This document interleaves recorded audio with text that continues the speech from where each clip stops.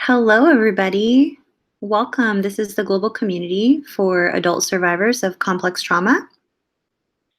Complex trauma brought on by adverse childhood experiences. And we show up here every week, every Monday, 6 p.m. Pacific, 9 p.m. Eastern. And we've been doing that for quite some time now. And for about 5 years, over 5 years, I guess it is now.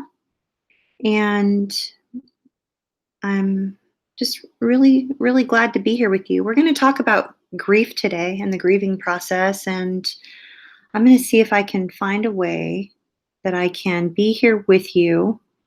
And what I've been doing lately is I've been sort of just turning my phone on and like sitting outside on my patio. But it's really humid and it's hot out right now. And it's kind of windy, and I didn't want it to be crazy, horrible audio. So that's why we're sitting here together. So I'm going to see if I can find a way um, to get over to the chat box so that I can see. I think, let's see if this will work. I want to be able to,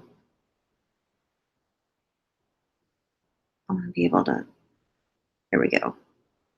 See if this works.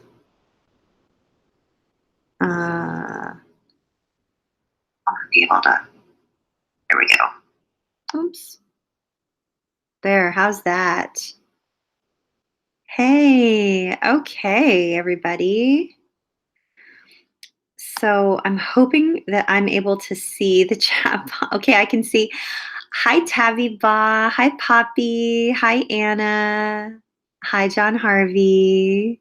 Hello, Joey. Hi, Angie. Welcome. It's Angie's first time being here with us live. Oh, you're so welcome. I'm so glad you're here. We appreciate you.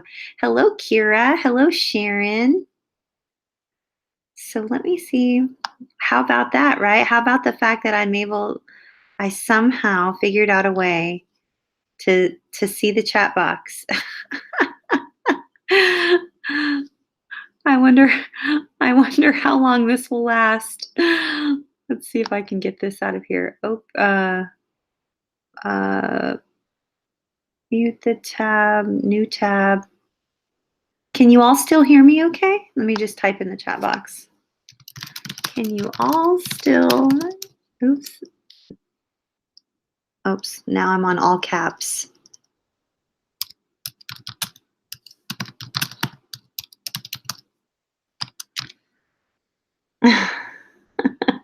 Oh, good. Sharon says you can hear me.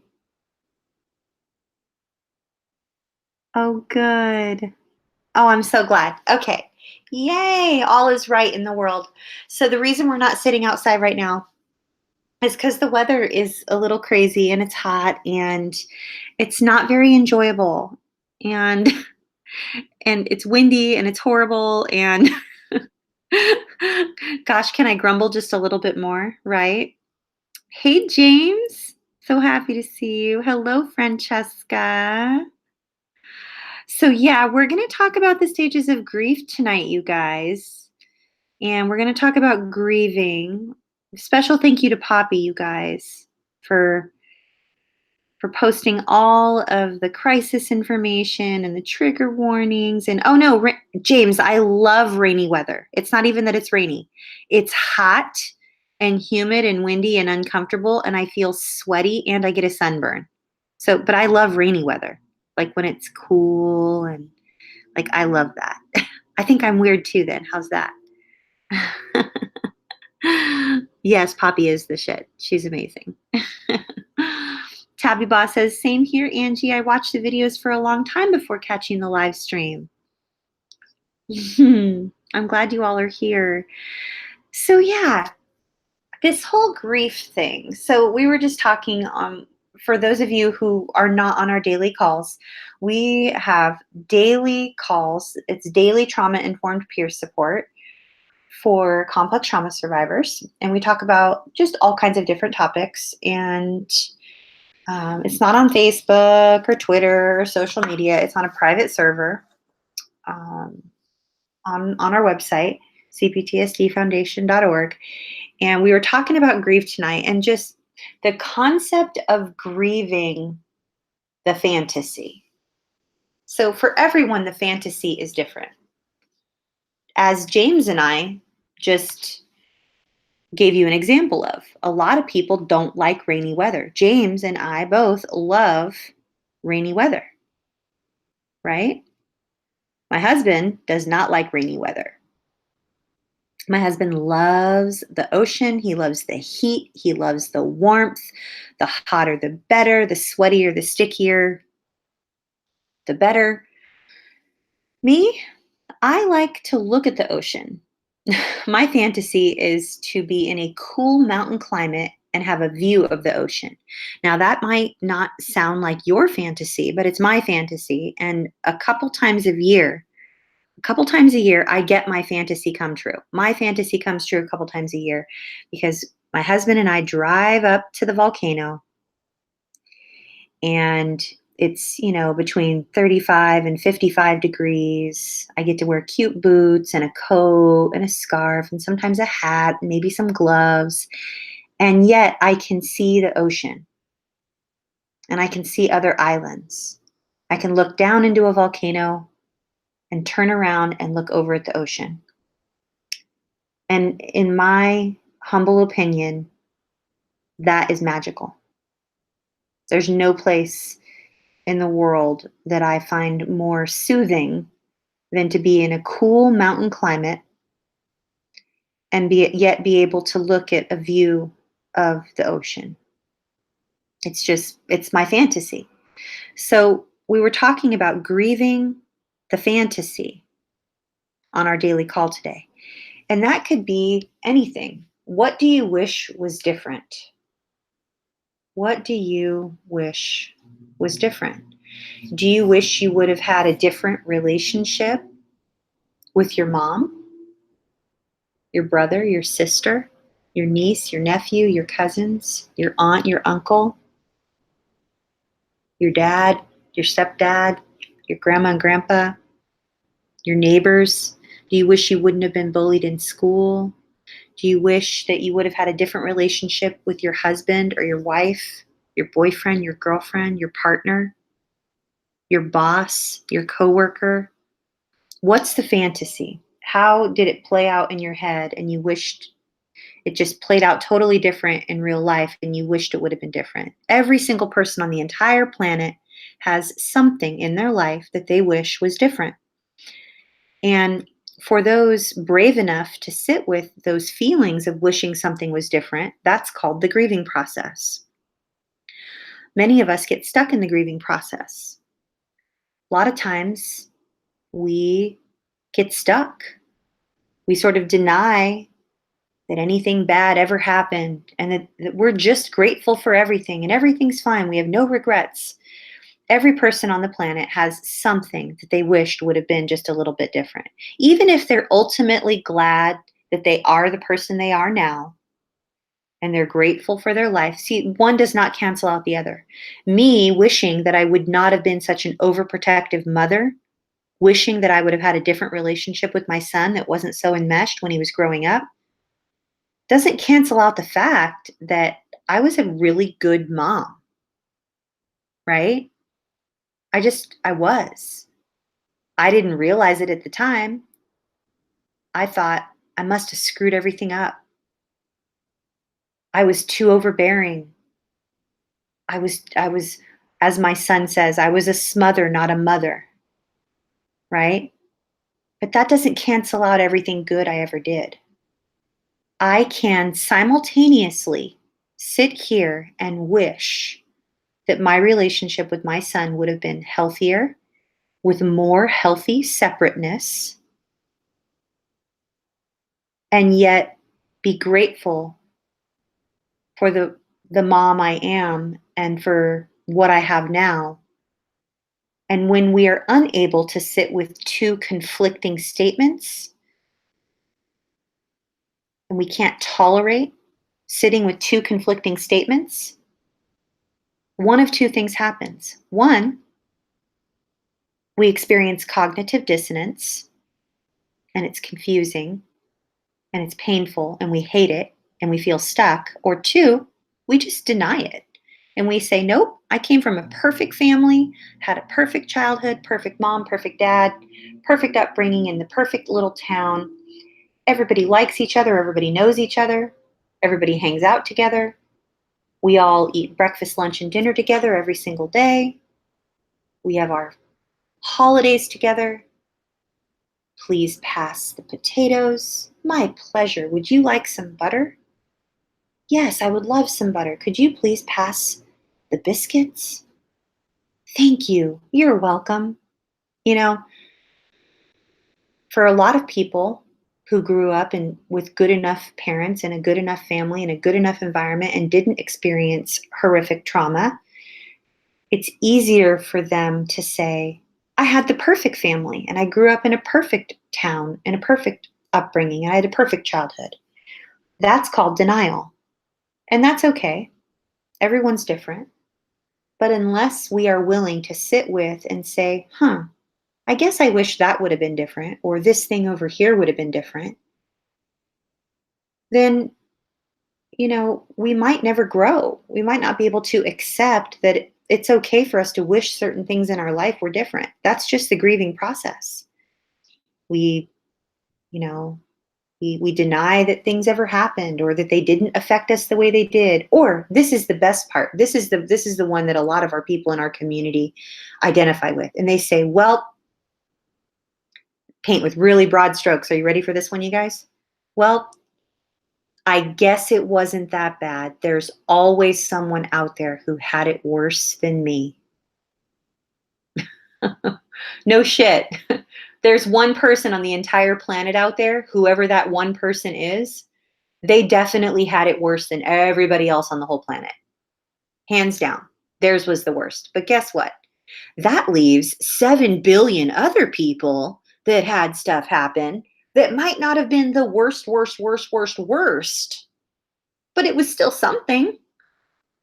I mean, it's like two people sitting next to one another and they're in a grief group, and one guy lost his wife in a car accident, and the other guy lost his wife, uh, she died of cancer. Well, gosh, I can't imagine what that, the guilt you must be living with because you survived the car accident and your wife died in the car accident.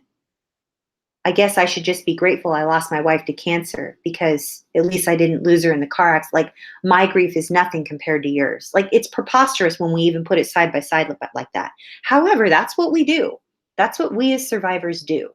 We paint with broad strokes, shove it under the rug, pat it down nice and pretty, and just say, well, I guess, there's so many people out there that had it worse than mine. My abuse wasn't that bad. I've heard Athena's story. Her story's way worse than mine. Or there's the whole other side of the coin where it's like, well, so and so's really, really, really upset that he lost his job, and he's really stressed out about that, and he's really angry and upset that he is staying with his parents right now until he gets back on his feet, and he just hates his life and he wants to die. And then we can sit here and go, well, must be nice to have a family. Must be nice to have a family who would help you out when you lose your job. Must be nice to have a place to go, right? It's the whole flip side of that coin. All these things are human. They make us human.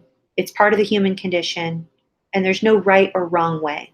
What I am suggesting is that if we are ever going to really experience deep healing and peace and feel what it feels like to have a great attitude most of the time and have those voices inside our head that drive us crazy sort of silence and sort of meld into the background, and they're not these prominent voices that we hear all the time.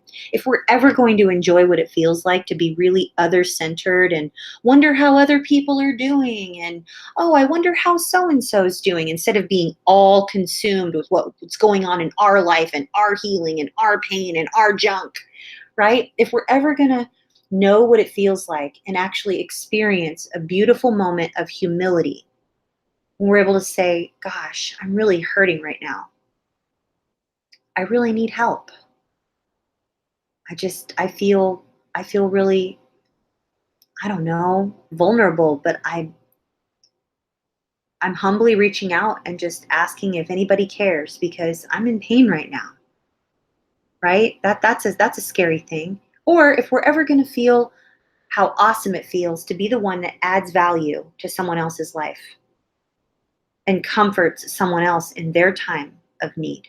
If we're ever going to experience all of that, the great attitude, the voices in our head being silenced, and they're not the prominent voices that we're listening to. We're able to focus on other people and wonder how they're doing, or that place of humility and vulnerability, or what it feels like to add value to someone else's life. If we're ever going to experience those 5 things ever, you want to know what we're going to have to do?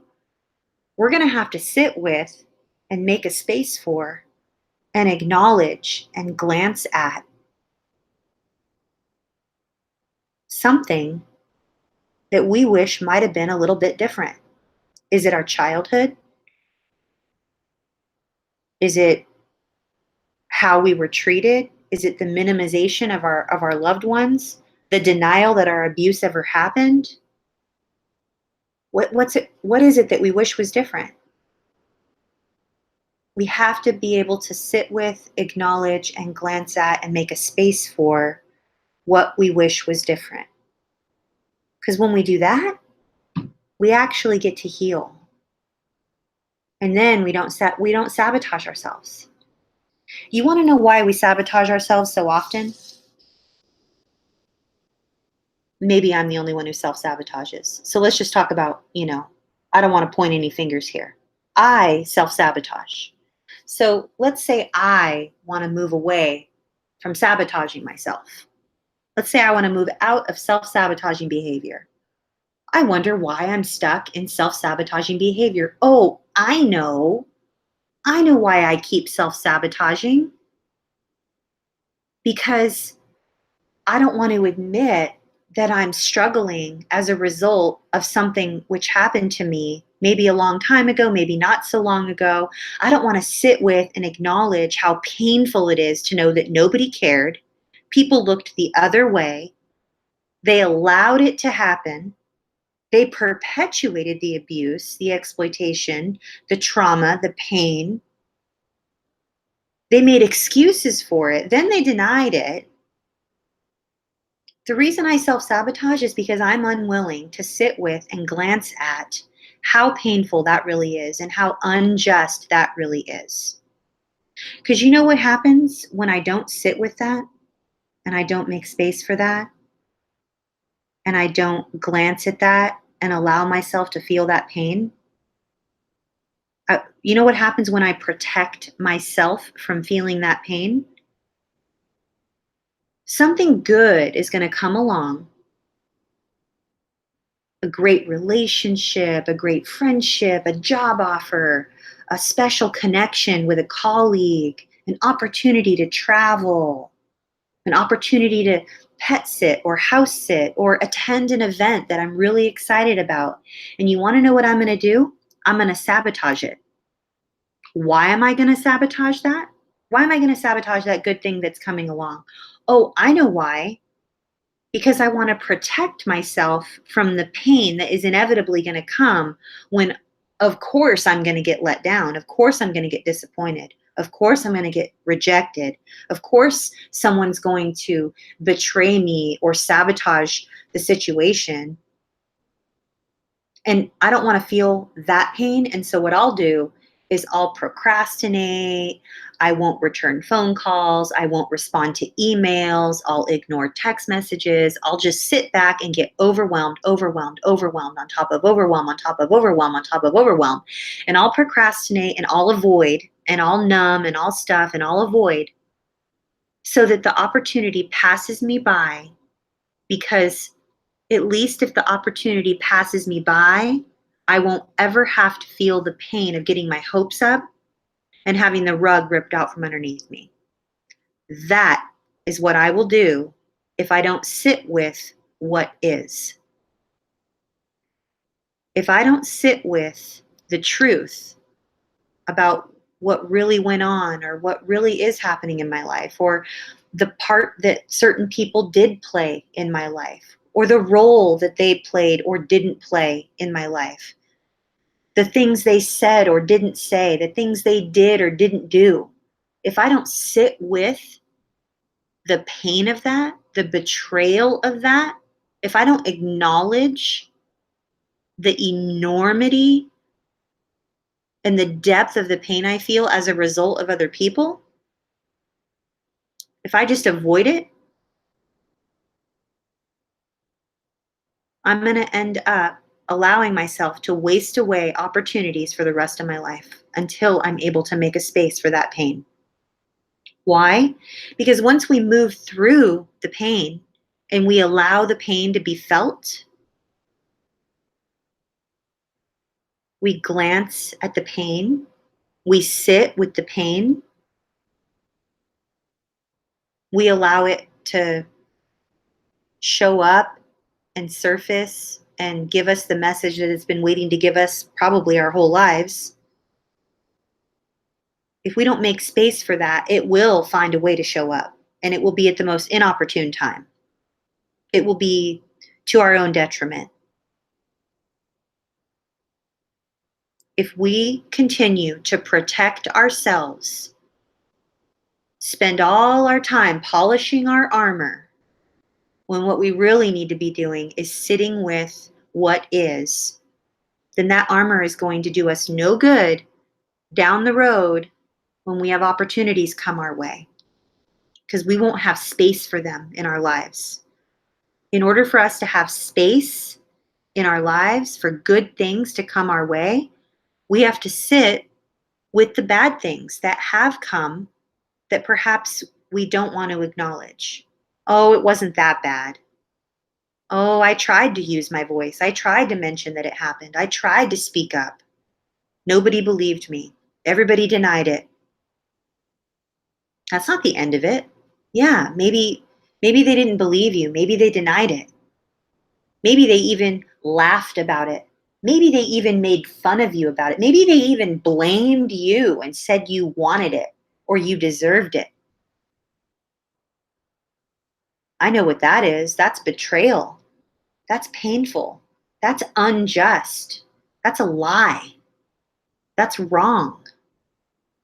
You know how painful it is to be betrayed and to have people point the finger at you when it wasn't your fault, especially if you were an innocent child. It's important that we find a way to express the pain that we have experienced. We move through the pain. We experience the pain. We listen to the messages that the pain has for us. We allow, if you believe whatever you believe in, the God I believe in will comfort me and carry me through that valley and give me rest. I will find rest for my soul. The God I believe in will make me lie down beside a quiet stream, maybe in a grassy meadow, and rest, because it's too much for me to bear.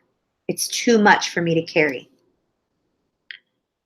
I don't know what you believe or what you need or what you hold on to, but I gotta encourage each and every one of us to allow ourselves the space to experience what has gone on in our lives and stop pretending it was no big deal and stop pretending that it could have been worse and that someone else has it worse than you. And while those statements might be true, it doesn't make your truth less true. The fact that someone else out there on the planet has experienced something worse than me doesn't make my truth untrue. It brings up compassion in me. It makes me want to care for others and hold a safe space for others and encourage others to share what they've been through so that they can heal and they're not holding on to it all. We got to release this pain and this betrayal and the trauma and just the ugliness and it's so unjust. Some of the things this I receive all your guys' emails and your messages and your stories and your poems and your artwork and your voice messages and all of it. I believe this is probably the strongest and most powerfully beautiful community I have ever had an opportunity to be a part of in my entire life.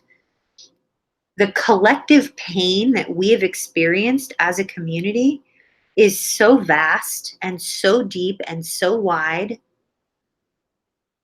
But I know with every fiber of my being that if we make a space for what has happened and we allow ourselves the space and time to acknowledge what we've actually been through and how wrong it all is, I believe that we will heal deeper and faster, and we will experience more joy. We will finally feel what it feels like to have a great attitude, and those voices inside our head that keep talking at us and the inner critic just ripping us apart and just it's just wrong, like those voices will be silenced, and we'll feel so freed up from all of this like weight and pain that we've been in and the bondage that we've been in from all of our own trauma. It'll be lifted from us that we'll actually have an opportunity to be other centered and sort of listen to something that maybe someone else has gone through or offer a kind word or a smile to someone else. And those moments of humility and vulnerability when we're actually able to admit like, wow, this was really, really painful. And when that finally happens, then we really get to just contribute to the world and make the world a better place and make it more loving and more beautiful the way that we do every single week in this tiny little microcosm of the universe here on YouTube. Every single week we're here for 5 years. Every week here we are. I mean, there's probably a handful or two of Mondays that we haven't been together, but many of you have been here with me every single Monday for 5 years. Many of you have experienced so much pain and so much healing. And it's an incredible, beautiful thing to be a part of. I'm just honored. I'm honored to be here with you guys. Let me go over to the chat box and see what's going on. Hello to Jeffrey. Hello, Anne. Hello. Hello, Declan. Hello, Angela. Hello, Miss Beachboxer. Hey, Shannon. Hello, Miss Vi.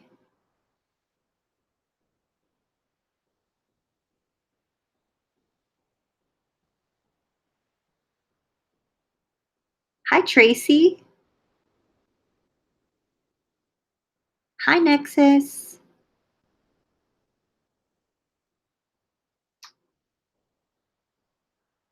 Hello, Flyware.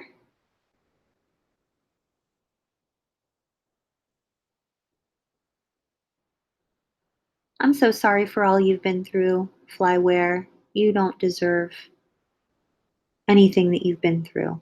Flyware says, I was attacked recently by two guys in public because my dad was gaslighting me, and these two thought I wasn't respectful of him.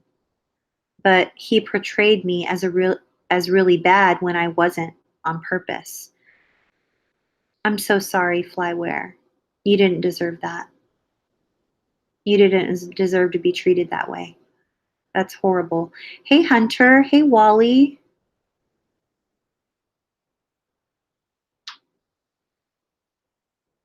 Hey, Joey.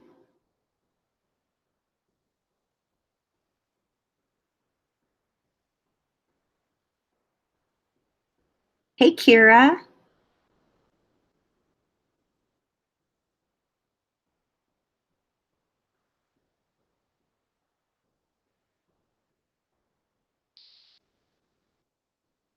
Hey, Nora.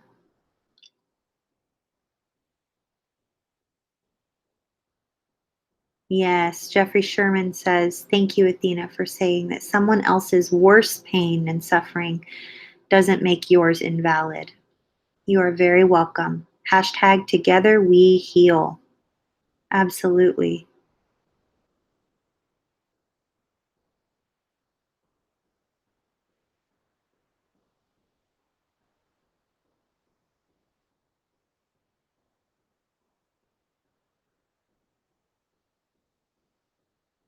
Miss Beachboxer says, I'm so afraid to ask my neighbor for help with car repair. Paralyzed. I know it's stupid. I'm frozen.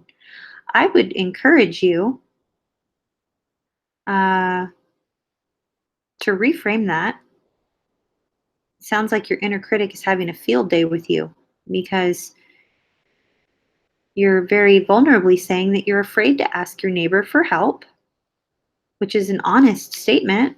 That's natural to be afraid to ask neighbors for things, especially if when we were younger and we asked for help, our needs were not met. So perhaps there's a fear that the need will not be met.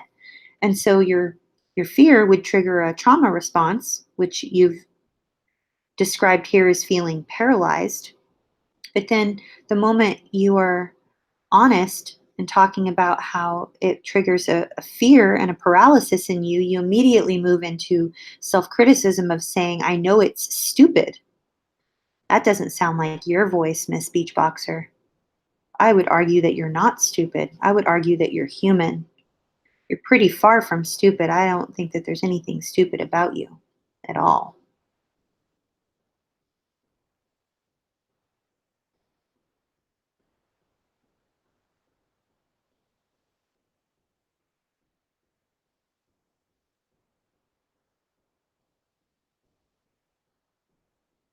I hope Miss Beachboxer's still here. Hey, James, or Miss Poppy, or Vi, or Shannon, can you tag Miss Beachboxer?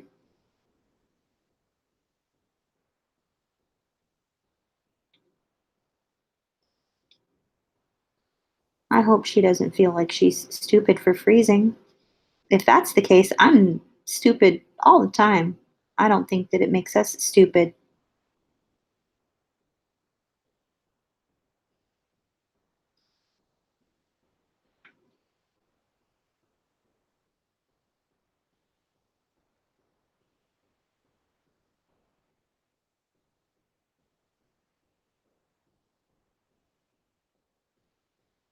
Vi says, I wish I was believed and seen and heard. Well, I believe you, Miss Vi. I believe everything. And I see you and I hear you and you matter. And I wish that you would have had that when you needed it.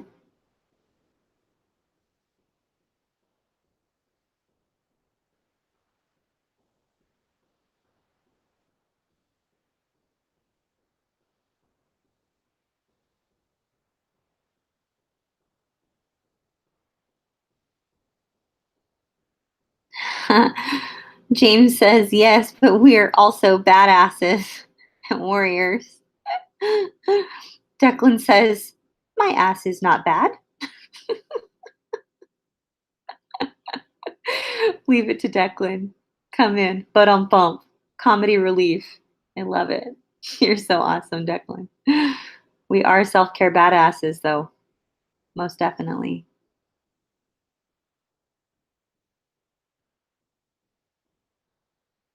Angela says, Athena, can you give some advice on how to deal with an emotionally unavailable parent? Well, yes, I can. I absolutely can.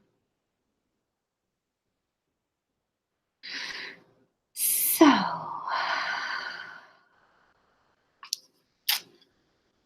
do we deal with an emotionally unavailable parent? Well, you are not going to like my answer because it is going to be painful. So, before I give you my answer, I want to acknowledge how unjust it is that you are even dealing with an emotionally unavailable parent, because when humans choose to procreate, they need to understand that being emotionally available is one of the main part of the job description. If you're going to procreate without being emotionally available, you're going to fuck up another human, and you will destroy another human life, and then leave them with the pieces of having to repair all of the pain that you caused. So I want to first acknowledge how unfair and unjust it is that you're even having to deal with someone who's emotionally available when you should have had someone show you unconditional warm regard, an overflow of love and acceptance and approval, kindness, patience. And then, of course, the sprinkles on top would be like teaching you how to fly a kite, pushing you on the swing, walking with you hand in hand on a beach somewhere, going to get ice cream together, getting in a food fight, laughing, reading you bedtime stories, teaching you how to do fun things like make mud pies or go splash in mud puddles with you, and hang your spelling tests and your artwork up on the refrigerator, and go to your open house and back to school night, and bake cupcakes for the PTA, and chaperone some of the field trips, and all those things. Those are just the sprinkles on top. Those are like, I guess I have like a collective eye roll that I'm imagining going on right now. You guys think that just sounds like a total freaking fantasy, but like unrealistic, but it's not. Those are things that parents do. I've seen it with my own two eyes. I've done those things. Every one of those things I've done. And I'm not saying that to toot my own horn or pat myself on the back. I've seen the only reason I even knew to do those things is because I saw other parents doing them.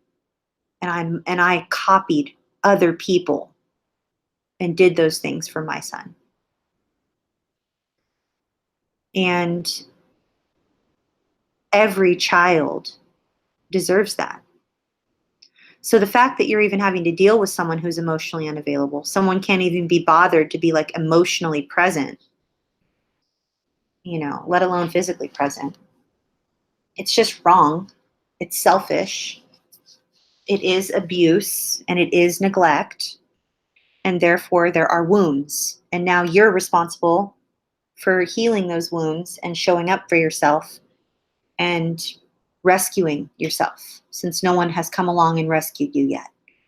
And that feels shitty and wrong and frustrating, but it's the truth.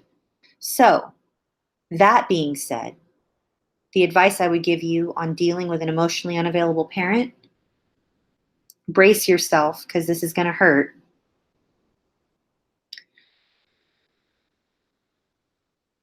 Admit to yourself that you are walking up to an empty well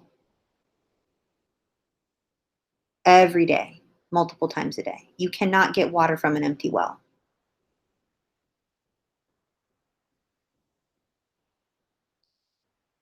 You are going to need to get your emotional needs met in a way that feels safe to you. And I recommend someone who is a trauma-informed practitioner, someone who understands what emotional abuse is, what emotional neglect is. What's this gal's name? Janice? Let me find her again. Hold on. Is it Janice Webb? Let's see.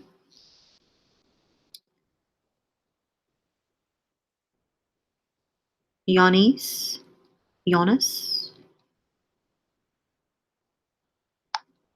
I'm going to post. Angela, is Angela still here? Hold on, I'm in a different web browser window thingy-mabobber deal.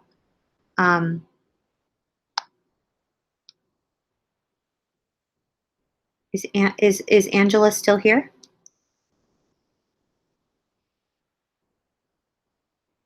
Oh, you're so welcome, Miss Beachboxer. We love you. Hey, Christine.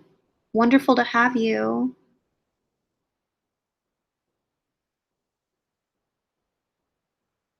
Okay, so, oh, good. Okay, here you go. Let me see if I can tag you. I'm getting fancy with the tag. Can you believe this? Hello. Oh my gosh.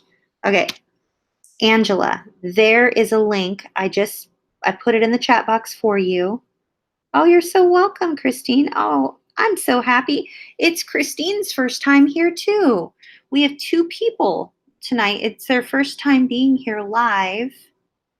The first one, where did she go? She was up here somewhere. It was her first time being here. I'll find her. Hold on. It was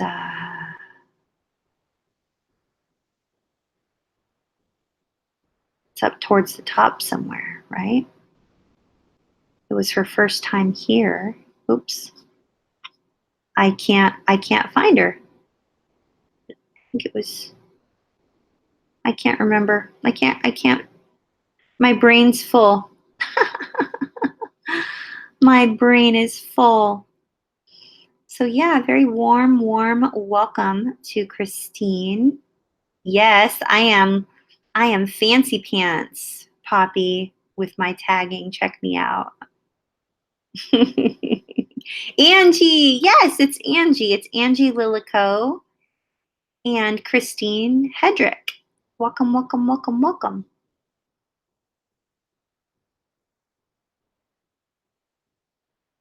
Thank you, Miss Kira. Yeah, so Angela, that link that I gave you, she specializes in adults who are healing from childhood emotional neglect. And don't let the simplicity of her site fool you. This is a deep, deep, deep, deep, deep, deep wound. Hello, Bit the Apple. So happy to see you.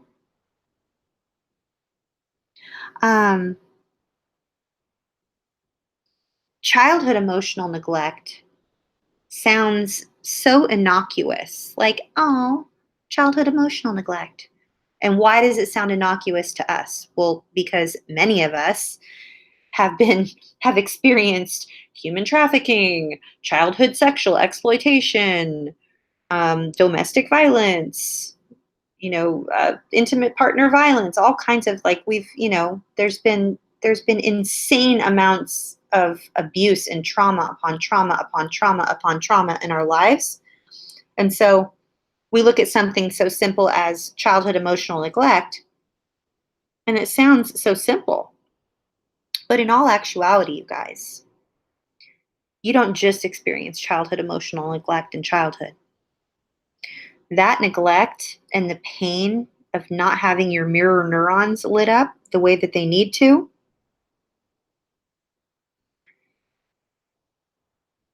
that sears into your soul and it leaves marks. Yes, it can leave horrible scars. Absolutely. Absolutely. It can. So, anyway, I just want you to know that it's unjust, but you cannot continue to go back to an empty well expecting to be filled up. You know, you just can't. It's really painful. Really, really, really painful.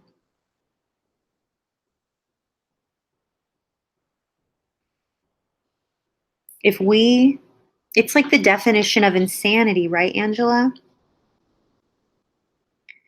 We do the same thing over and over and over again, expecting a different result. Yeah, not just in childhood, Jeffrey Sherman. It'll hurt until the day we die unless we sit with it and we give it space and we allow it to change us. We listen to the message that it has for us. That hurt, that was wrong. I feel betrayed. It's painful, right? I'm so glad, Angela. You're very welcome. Anne says, I was messaged by someone in sex trafficking yesterday on Instagram. I was so triggered and I had a super hard time. I reported it, but really on Instagram? Oh, yeah, most definitely. Well, this community that I serve here. Hello, Star Child. I'm so happy to see you. Hey, Ashton. So happy to see you.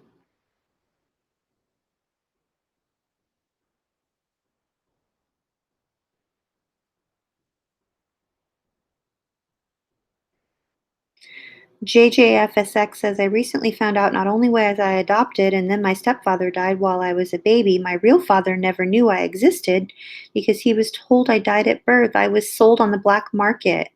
I'm so sorry, JJ. That's so wrong. So, so, so wrong.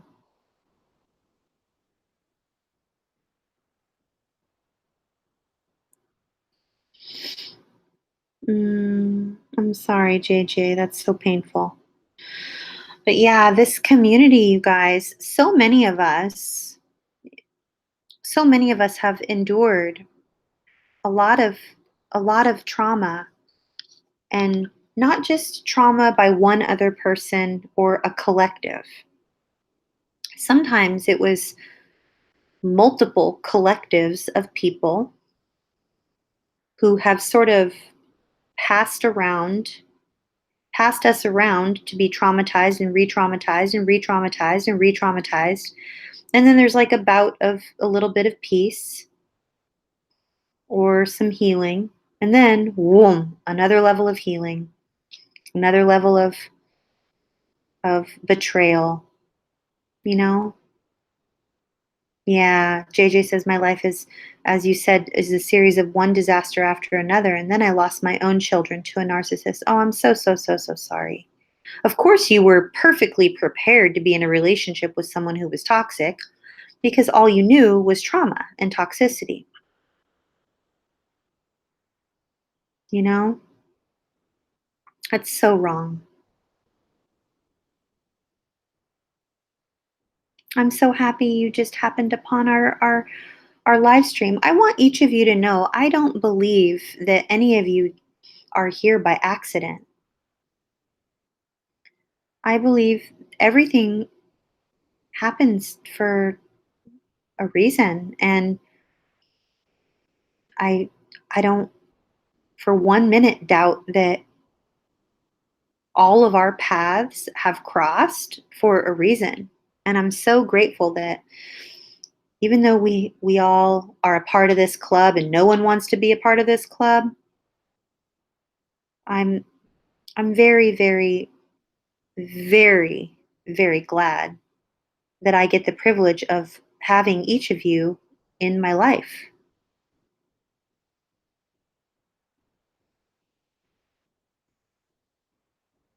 My life is richer because I have wonderful people like you in my life. You know?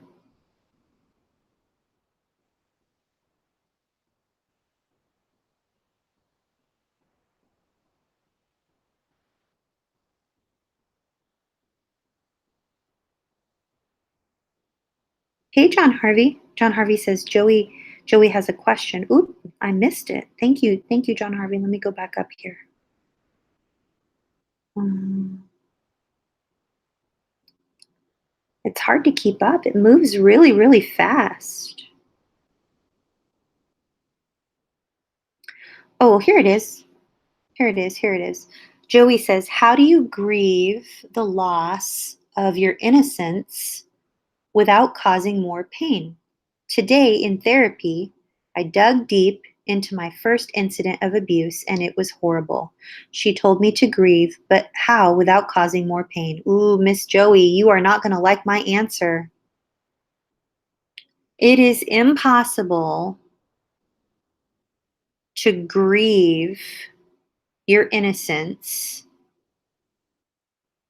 with words without causing more pain. And the only one who knows if talk therapy is the right therapy for you is you.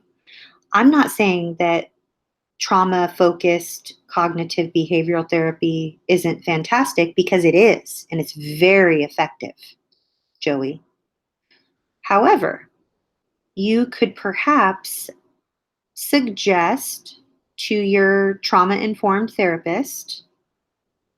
I'm assuming that she's trauma informed, he or she is trauma informed, because you are talking about grieving your innocence and you're talking about trauma and your abuse. I'm really, really hoping that your therapist understands that what's going on with you now, present day, is directly connected to something which happened a long time ago. And our entire lives are a series of coping strategies, both adaptive and maladaptive. And what I was going to suggest that maybe you could propose to your trauma informed practitioner is perhaps to titrate or balance out trauma focused CBT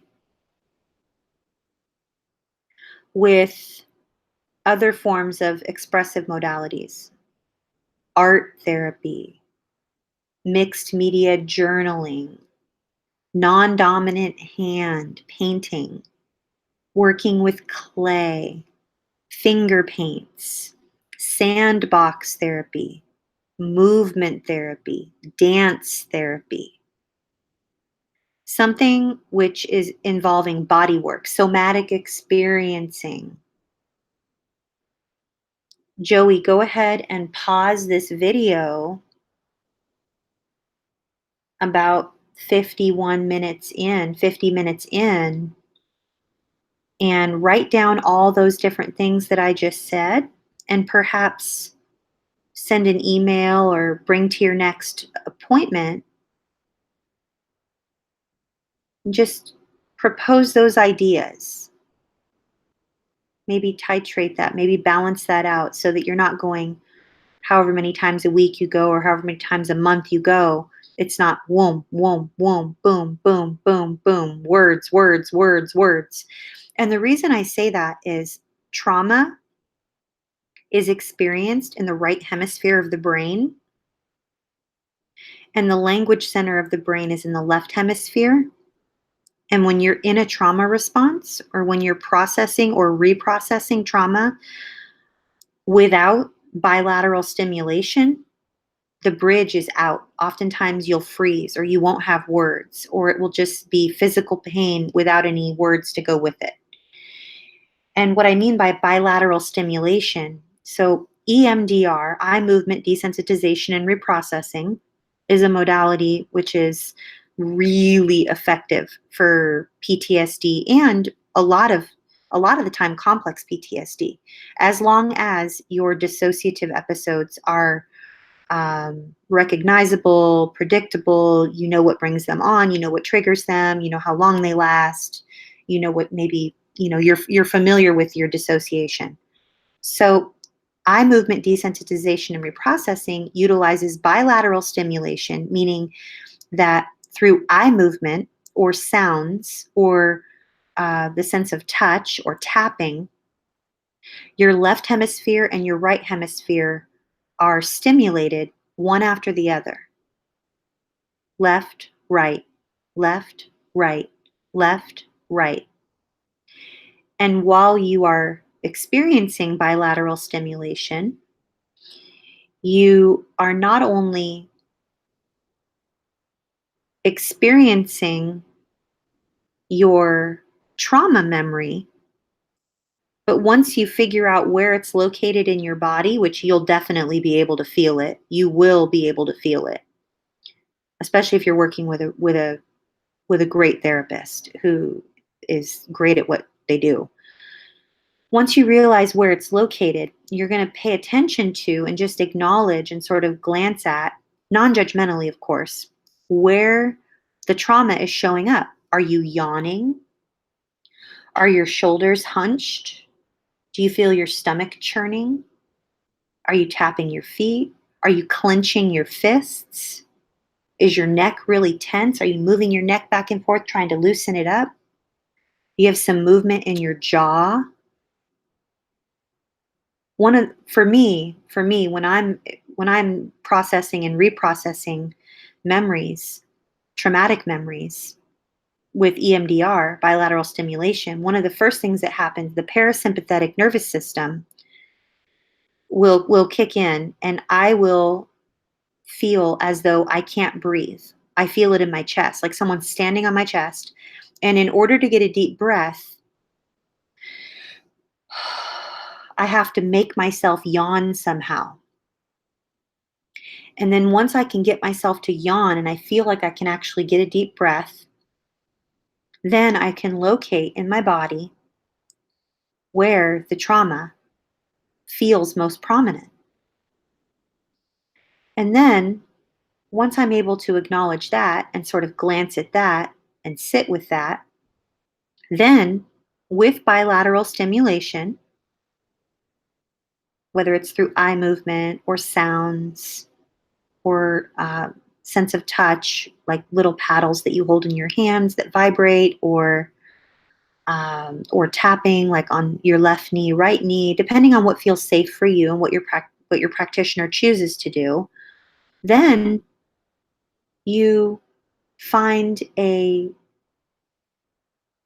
statement that feels true enough that brings about safety around that traumatic memory. Perhaps it's regarding your innocence. And we think of something that might feel like it could be true, even if it doesn't feel completely true yet. So if I'm sitting with you, Joey, and let's say it's me, let's say I'm sitting with my trauma therapist, and I tell her about some memories that I'm having about the abuse that I endured, and it was horrible when I was very young, and it involves my innocence being stolen from me.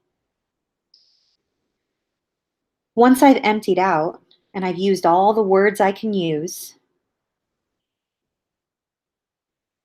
it says here, you wrote, your therapist told you to grieve.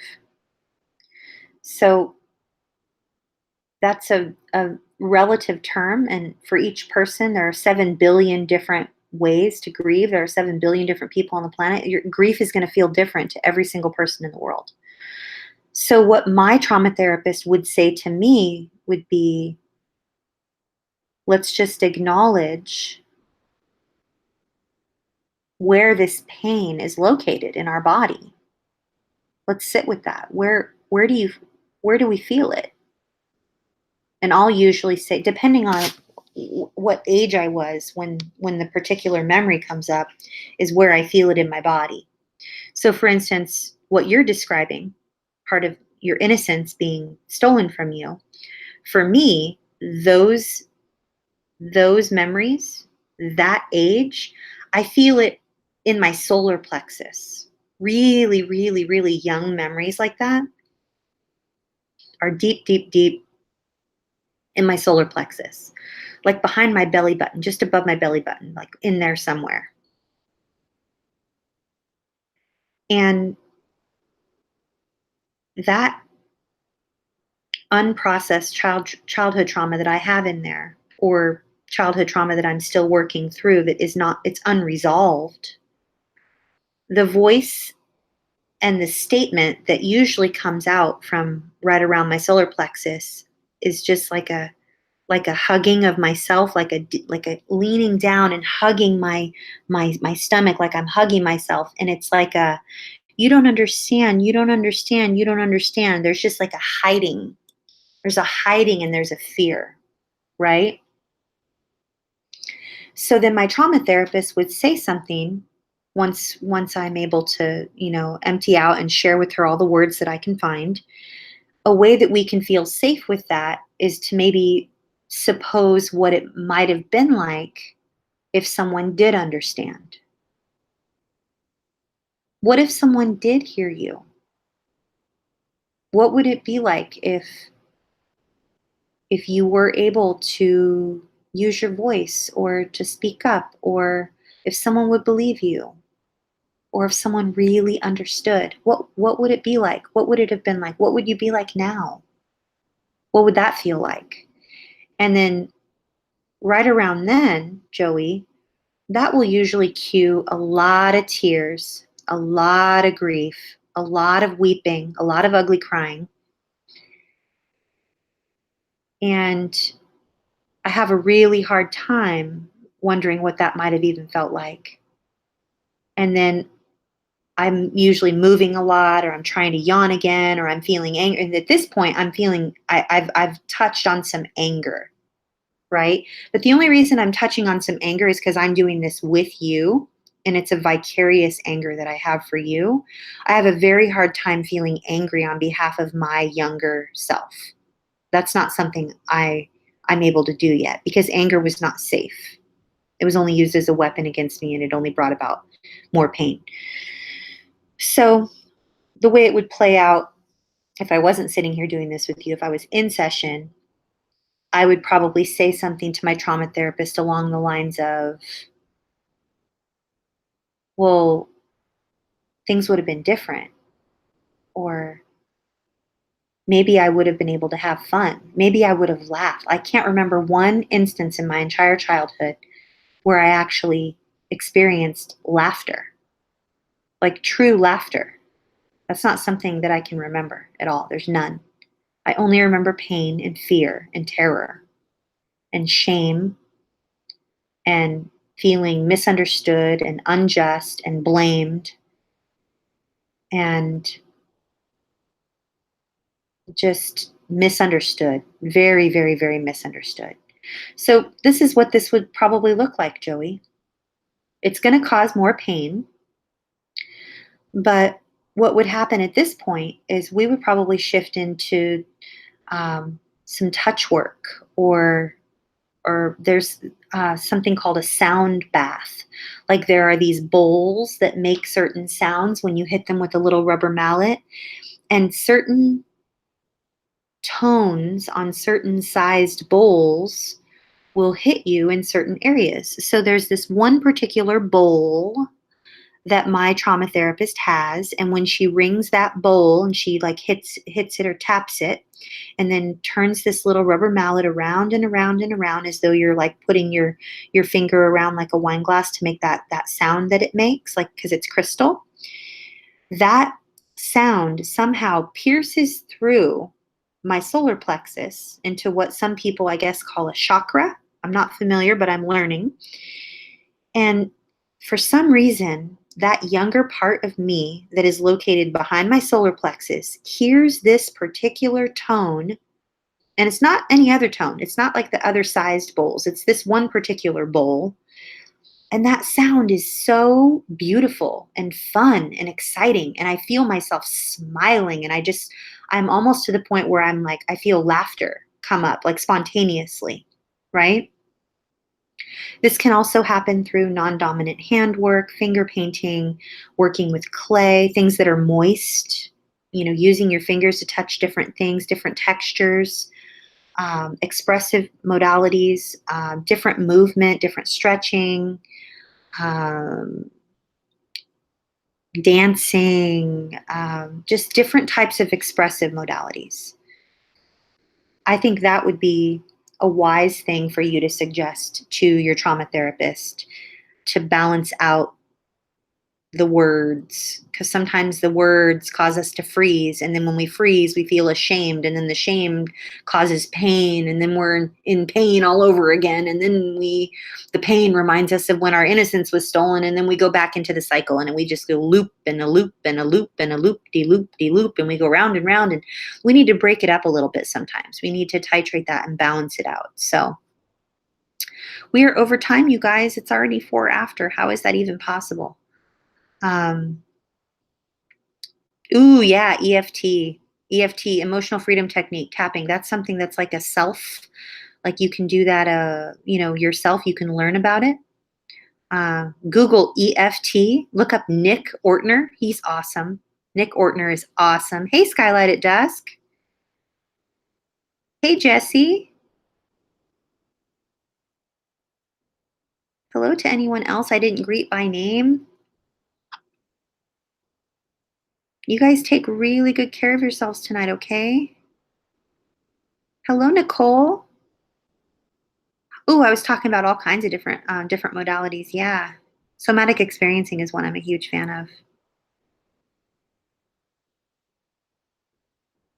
Good night to every single one of you. I'm just holding each and every one of you in my heart and thinking good thoughts about you and just holding a safe space and just hoping and hoping and praying that you find a way to receive the care and the compassion that you deserve,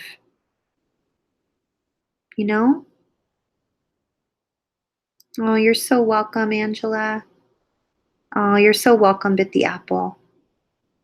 Good night, Damien. Thank you for being here. Yes, I do. I've been doing this stream every Monday for 5 years. Hey, August. So happy to see you. Oh, I appreciate you too, Jessie. Good night, Skylight at Dusk. Good night, Nora. Oh, you're so welcome, Nora. Good night, Miss Beachboxer. Good night, Framily. Good night, Anna. Good night, John Harvey. Good night, Hunter. Good night, Kira. Good night, Vi. Good night, Poppy. Good night, James, if James is still here. James the Braviver. Good night, Bit the Apple. Good night, Anne. Good night, Joey. Good night, Nicole. Good night, JJ and Tabby Baugh. And Ashton and Jeffrey and Starchild and Skylight at Dusk. Good night, Angie. Good night, Declan. Good night, everybody. You guys are my family. Hey, Kelly Jelly. I missed you earlier. So good to see you. Good night. Oh, thanks for all the thumbs up, you guys. It means the world to me. I appreciate you. Good night, Sharon.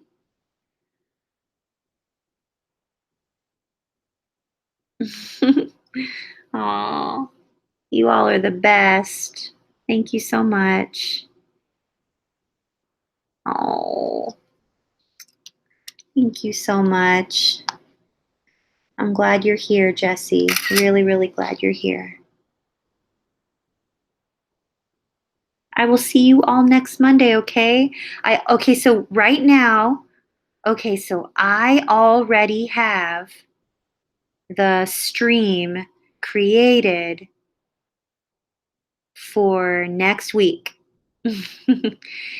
It is over, it's on the channel now, and we're going to be talking about emotional flashbacks, okay? So, yeah. I will see you guys next Monday on the topic of emotional flashbacks. If you're not familiar what an emotional flashback is, Google that. Google that and come back a week from tonight. We will be here again. Okay? All right. Sending you guys so much love. And I really just appreciate you guys so, so, so much. Good night, Miss Vi. Good night, Nora. Good night, Tabby Ba. Good night, John Harvey. Good night, everybody. Good night, Jeffrey. Thanks for the flowers, Skylight. And thank you, JJ. Oh, I'm sorry, JJ, 6 p.m. Pacific, 9 p.m. Eastern, every single Monday. And if you're in another country, Poppy, I believe, is in Australia. That's like Tuesday at like 2 o'clock in the afternoon or something like that. Oh, you're so welcome. Oh, yeah. Hey, subscribe to our channel if you have not subscribed. And then JJ said, I hit the bell. Perhaps I get notified. Yes, I think it will notify you. At least I hope it will. Oh, Sharon, I appreciate you too. And I'm praying for your appointments coming up for all the exciting things, the May one and the June one. And if you guys want to be a part of conversations like this, 365 days a year, I host these types of conversations over on my website at cptsdfoundation.org. So that might be a fit for you. It might not. That's cool. Either way, I'll be back here every single week, every Monday. Oh, yeah. Much needed topic for me too, Kira. Emotional flashbacks. My goodness. Awesome. Okay. Sending you guys so much love. And yeah, I just appreciate you. Okay. I will I will see you next week. Bye everybody.